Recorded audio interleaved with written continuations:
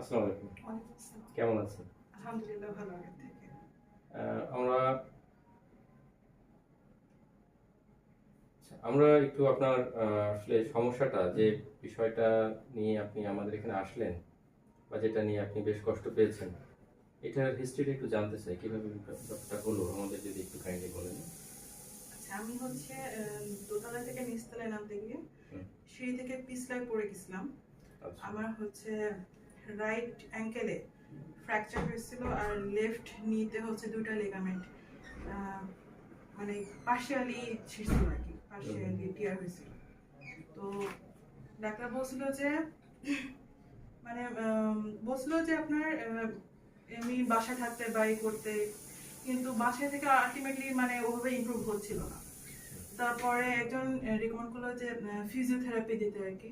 তো তখনই হচ্ছে আপনার কাছে আসা, যে এখানে এসে ফিজিওথেরাপি আচ্ছা, ওকে। তো এখন আপনার মূলত ফ্র্যাকচারটা ছিল হচ্ছে রাইট অ্যাঙ্কেলে, তাই না? জি জি আর হচ্ছে লেফট নিতে। লেফট নিতে বেশ কিছু স্ট্রাকচার একটু কিছু ইনজুর ছিল। জি আচ্ছা, আচ্ছা, ওকে। তো মানে এই ইনজুরি হওয়ার পর তো অবশ্যই রেস্টে ছিলেন, তাই না? জি জি রেস্ট। ডাক্তারের ইনস্ট্রাকশন কি ছিল একটু? একজন বলেছিল যে সঙ্গে সঙ্গে ফিজিওথেরাপি নিতে, আচ্ছা। কিন্তু মানে ওই কন্ডিশনে মানে আমি পা ফেললে আমার পা অটোমেটিক্যালি ব্যাক আ যাচ্ছিল, তো আমি হাঁটতেই পারতেছিলাম না।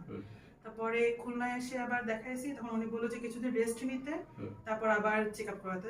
সেকেন্ড টাইম যখন চেক আপ করাতে চাই তখন বললো যে ফিজিওথেরাপি নিতে। আচ্ছা, তো আমাদের এখানে তো কিছুদিন ফিজিওথেরাপি নিলেন। জি। তো নেওয়ার পরে এখন কেমন আছেন? এখন আপনার ফিলিংসটা যে কেমন? এখন আলহামদুলিল্লাহ অনেক ভালো, আমি এখন ক্রাচ ছাড়া হাঁটতে পারতেছি। আচ্ছা, পা আগের থেকে অনেকটাই সোজা হচ্ছে এবং নর্মালি অনেক জায়গায় হাঁটতে পারতেছি আর কি। পা আগে টোটালি আমি সোজা করতে পারতাম না, ব্যাকাই থাকতো আর কি, আর ভরও দিতে পারতাম না।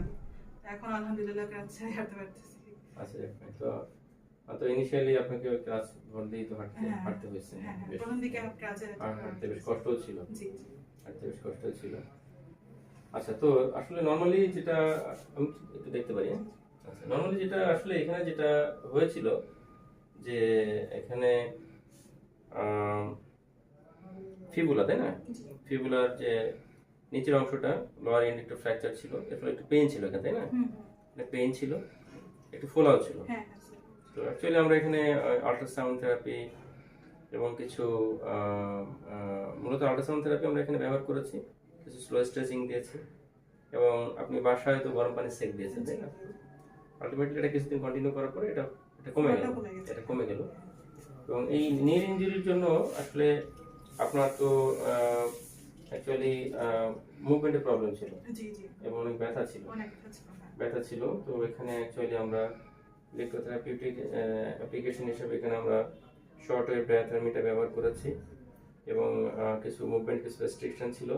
এখানে তো বাসায় তো সেক দিয়েছেন, তাই না? হ্যাঁ হ্যাঁ বাসায় বাসায় সেক দিয়েছেন এবং পরবর্তীতে যখন ব্যথাটা একটু কমলো, দেন আমরা কিছু মোবিলিটি এক্সারসাইজ, কিছু স্ট্রেচিং এর দিকে গেছি এবং আস্তে আস্তে পেইন কমার সাথে সাথে আপনার রেঞ্জটাও আস্তে আস্তে ডেভেলপ করলো, তাই না?